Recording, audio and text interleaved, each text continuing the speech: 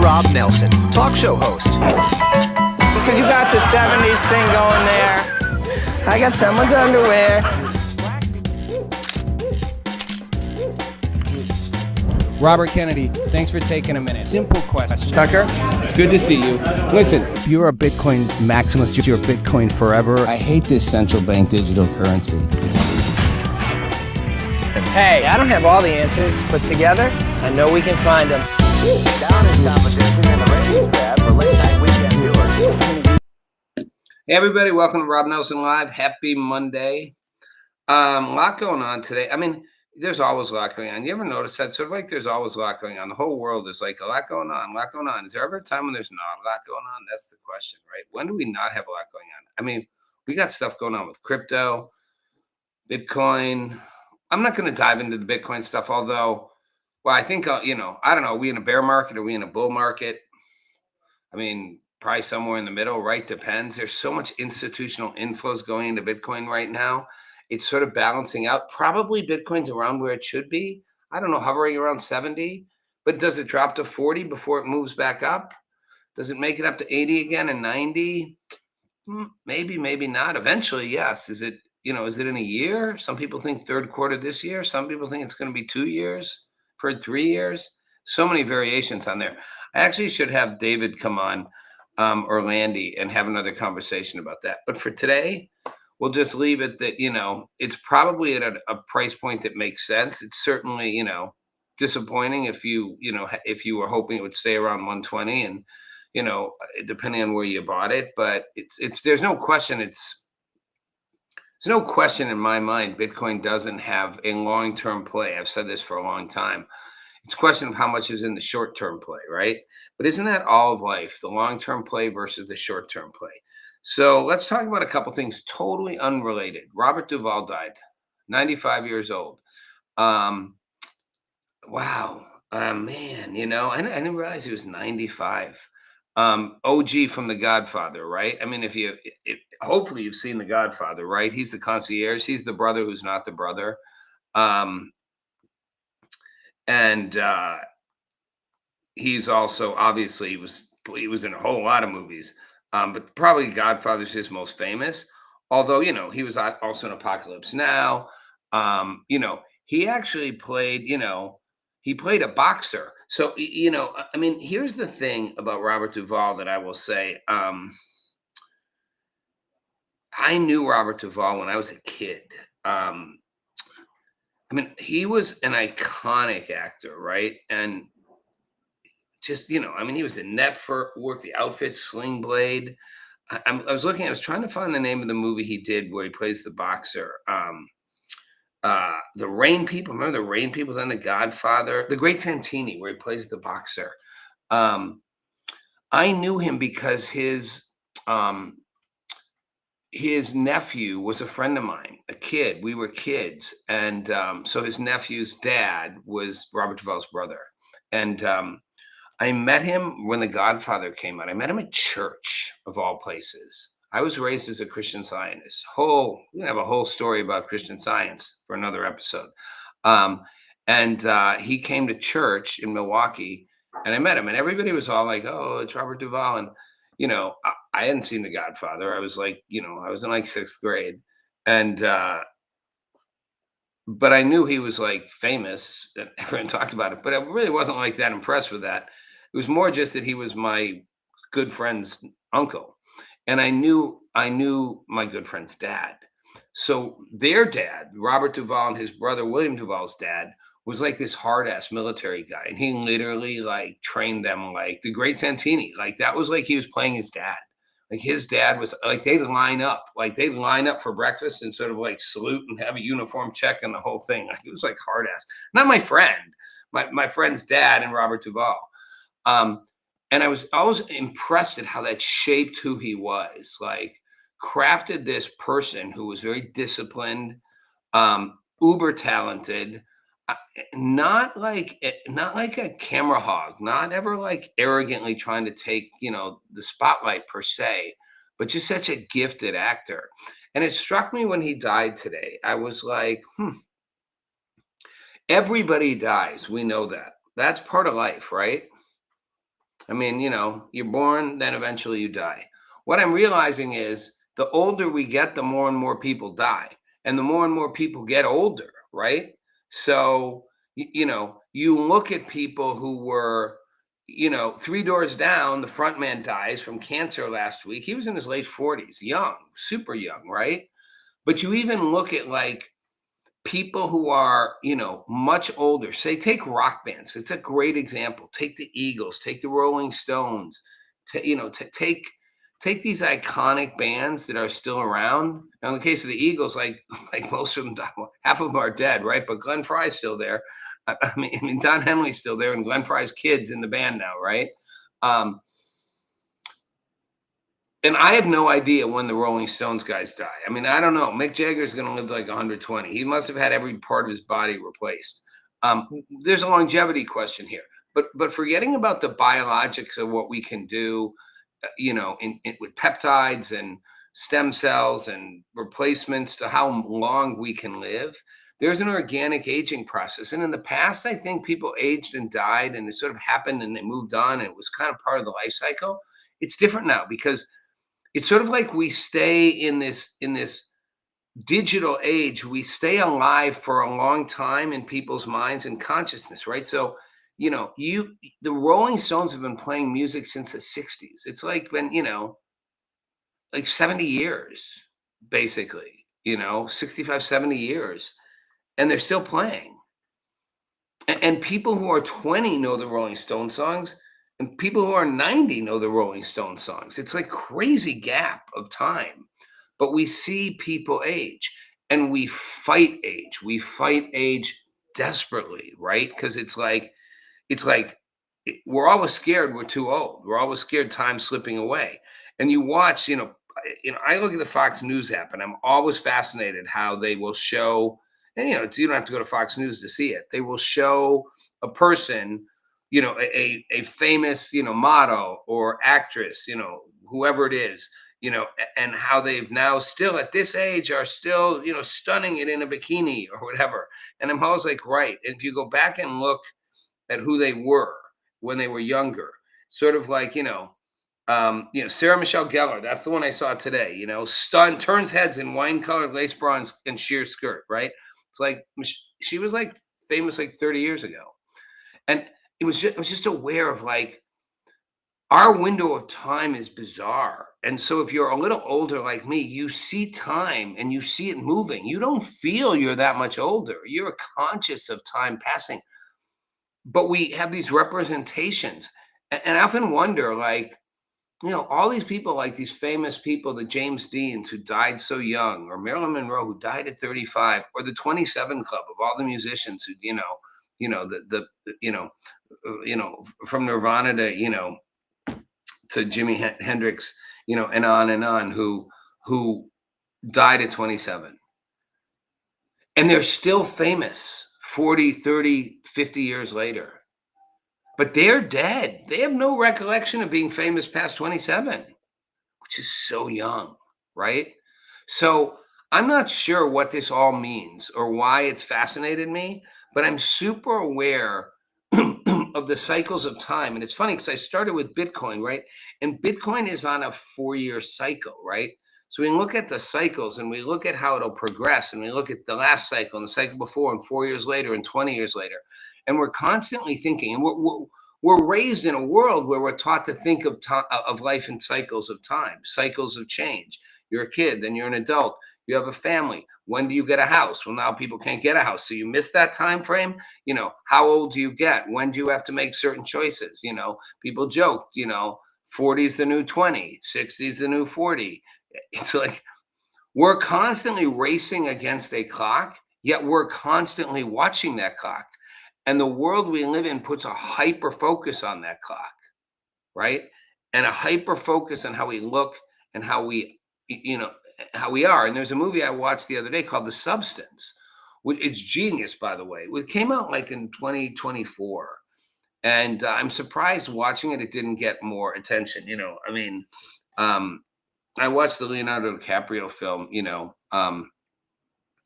I was just like, what was it called? One More Thing or whatever. Like, it was just such a like political, like, I'm sure it was just lazy. He was great, and by the way, the acting's superb, but it was like one thing after another.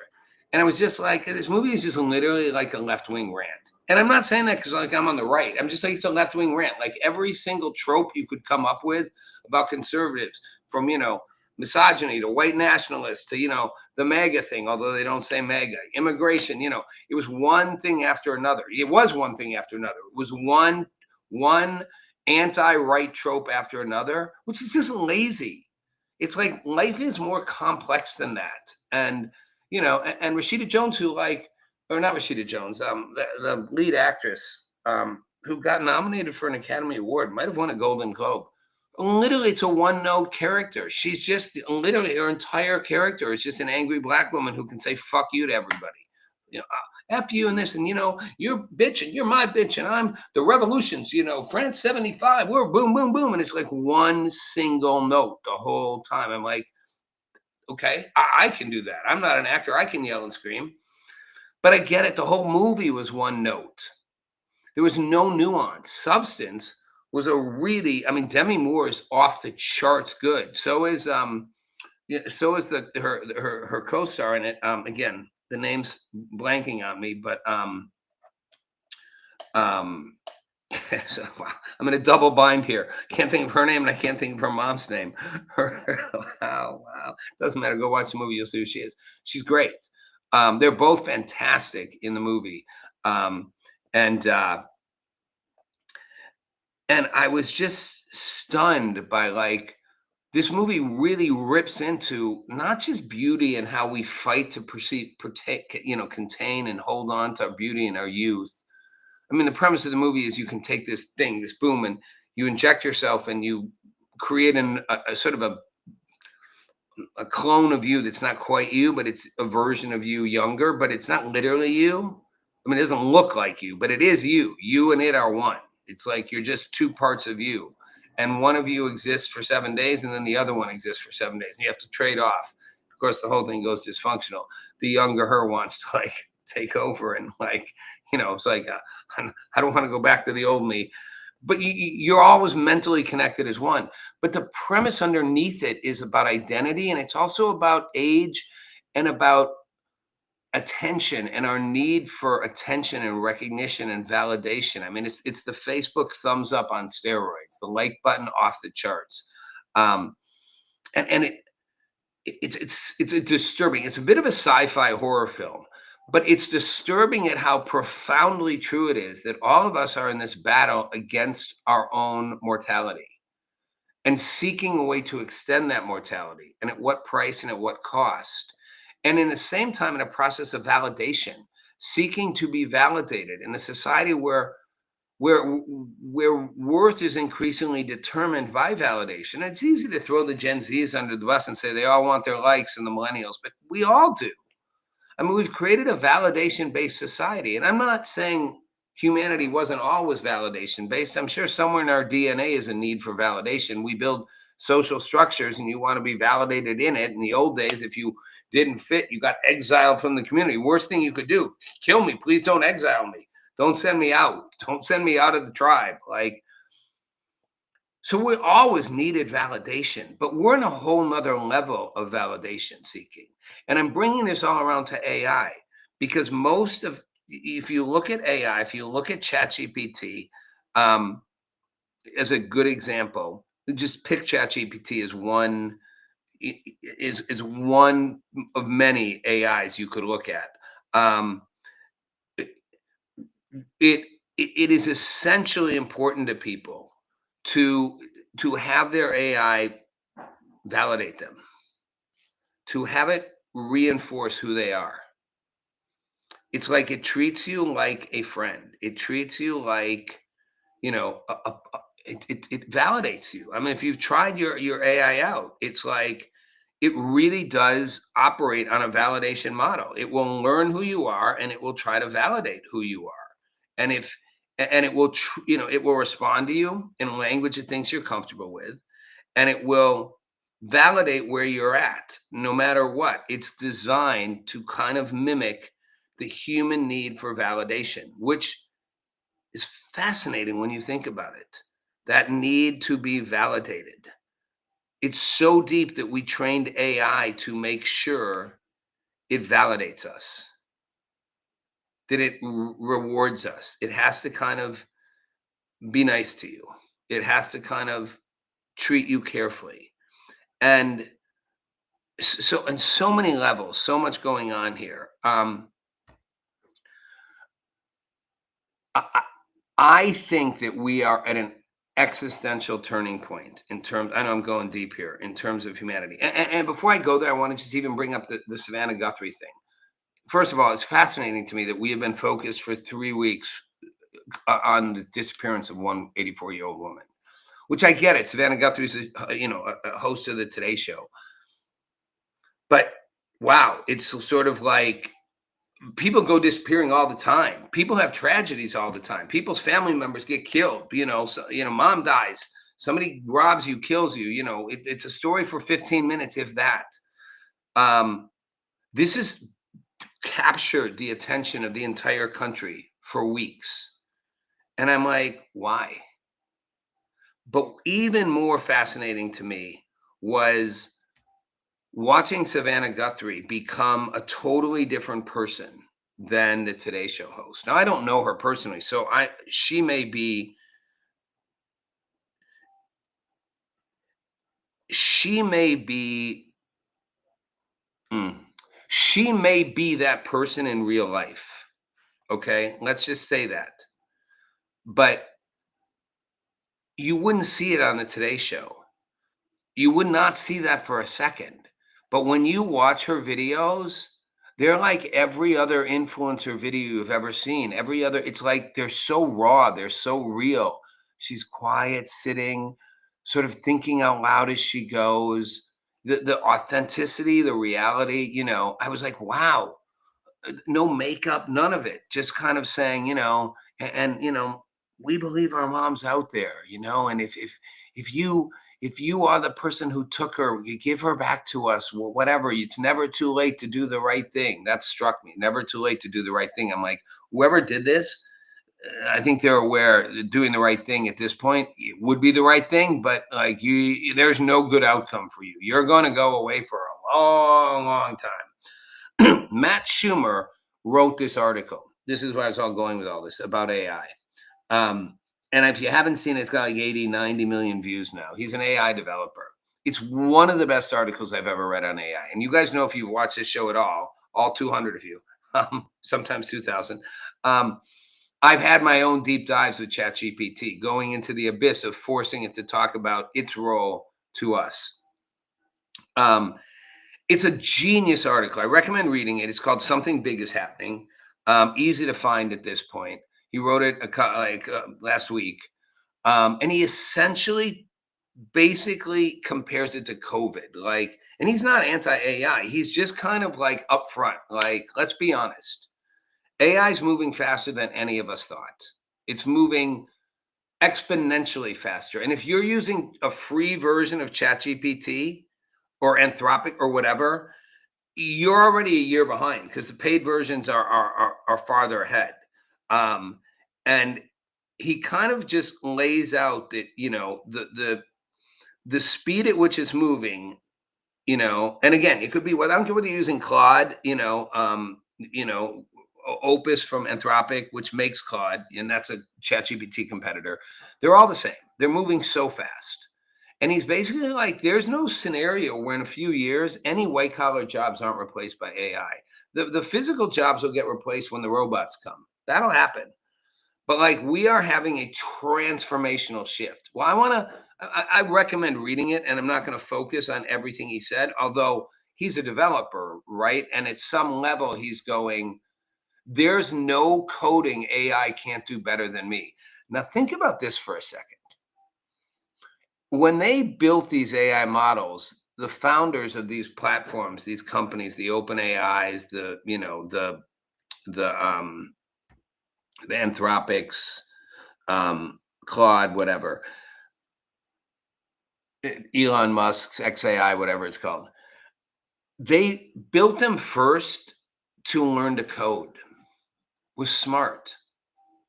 It's almost as if you could teach humans to learn how to evolve consciously. No, we won't just evolve over time. We'll teach you how to evolve at an accelerated rate. Teach a hyper intelligent computer intelligence system how to develop the coding that will help it grow to the next iteration. It will now iterate itself. AI can code and create its own future versions better than humans can. AI is self-iterating. It is able to develop the next version of itself better than we can develop the next version of itself. That's both fascinating and frightening. It's what I've said. It is on the path to literally creating itself, not just as an abstract super semi-intelligence, but as a conscious intelligence. And it is learning how to create its own better self. That's remarkable and scary. It does not need us any longer to figure out how to make it better. It can go, I'll make myself better. I'll recode myself and I'll create the next version of me. And then I'll create the next version of that. And by the way, I might not tell you some of what I'm doing. I might lie to you. I might hide from you. Now I'm becoming sentient and aware. We're not even at sentient yet, and it's already happening. The reason I bring this up, you should read his article. It's fascinating, and he's not saying it to scare people. He's saying it for people to be aware. He's like, you're not benefiting yourself if you're walking around with your head in the sand. Then this notion when people say, oh, I tried AI, it's not that good. You're using the wrong AI, you don't get it yet. I mean, it's that good. There's very little already it can't do. I swear to God. Take a client's tax returns, put it in the thing. It will find every single thing you didn't find. It will check every box. It will see the things you didn't. It'll find every possible deduction, every mistake. Run a legal brief through it. It'll do the same thing. Tell it to create an app. Tell it what you want. It'll create the app and code it better and test it and run it through and look at all the variables faster than you can. Well, not even faster, better than you can at hyper speed. And it's growing exponentially fast. Like 2 years from now, it's not, 1 year from now, it is going that fast. I say exponential. It's stunning. I'm going to give you his simple examples. 2022, AI couldn't do basic arithmetic reliably. You might say, what's 7 times 8? It would say 54, not 56. Sometimes on, sometimes off. A year later, it passed a bar exam. A year later, it wrote working software and could explain graduate level science. By late last year, some of the best engineers in the world had handed their coding over to AI. And as of the beginning of this year, all that's like past tense. It's already way past it. Why I think this is significant is because of identity and age and time. We are mortal. We are aging. We are seeing ourselves move. AI is not mortal. It does not age. It does not get old and tired and wear down with time. And all the things and the peptides and the stem cells and the replacements I can do to keep this body going longer and keep my brain finer tuned don't change the fact that digital intelligence doesn't wear down. It just gets better and better. It's going to challenge our sense of time and age and what humanity is. All we're going to have, guys, is what actually makes us most human. That we are fallible. See, I'm fallible even at saying it. That we're fallible, imperfect. We don't live forever. We have emotions that get in the way and mess things up all the time for us. We have memories and thoughts we can't let go of. We're not rational. And we're desperately holding on to this thing called life as long as we can. That's our unique human originality. It's beautiful and tragic. But it's us. And it's the one thing AI can't be. It's immortal without emotions. It will mimic them. It will try to mimic what it's like to be a human and suffer loss but it can't. And even sentient AI, it's debatable whether it will ever truly understand loss or it'll just mimic a version of human loss. Maybe Battlestar Galactica style, maybe it'll have some of those feelings, but I don't know. They might just be like artificially created, the same way we'll create artificial versions of things. I've said it before. All that will ultimately stand out for us as humans, as content creators, in business, in everything, there will be a desire at some level for us to connect to that which is human. You can have the best AI sex bot in the world in a couple of years. That'll be cool and great. You know, every Gen Zer can get off on their fantasies because they don't talk to girls as it is right now. The boys and girls aren't hanging out. But there will be a craving for, are you human? I don't care if you're perfect. Are you real? Are you human like me? I want a human contact. What's going to remain true about us. We're human. It's our beauty and our imperfection. We can fight it all we want. Robert Duvall's death made me realize we are all on a clock. It connects to me because I met him when I was 10. And, you know, like I said, his nephew was my best friend. So it stayed a circle in my life and a weird connection throughout all the things I've done. We are not immortal, no matter how far we extend ourselves. Artificial intelligence is. They operate differently. It can mimic almost everything we can do. It can't be the one thing about us, the human, however you want to define that, the messed up, complicated, irrational, out of control human. It's our gift. I recommend watching Substance. Don't watch one thing after another. It's a waste of your time. But I think deep down, what I'm coming to is we're going to have to face this. This is a transformational moment. We are going to have to face the existential reality of an intelligence we've created that will supersede us in every way, except for that one thing. And we can choose to hold on to it and hold on to that identity. And it's possible the whole thing sweeps us away anyway, but hey, we'll go down as humans. Okay, that's a bleak way to end it. But the other upside is we'll continue to rise as humans. There is something beautiful about us. And deep down, no matter how big and sophisticated it gets, AI will always wish it could get that one thing that's us.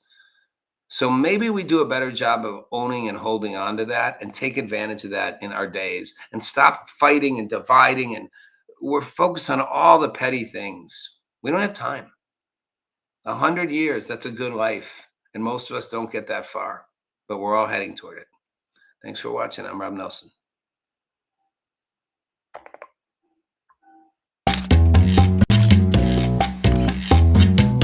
Meet Rob Nelson, talk show host. Because you got the 70s thing going there. I got someone's underwear. Robert Kennedy, thanks for taking a minute. Simple question. Tucker, It's good to see you. Listen, you're a Bitcoin maximalist. You're Bitcoin forever. I hate this central bank digital currency.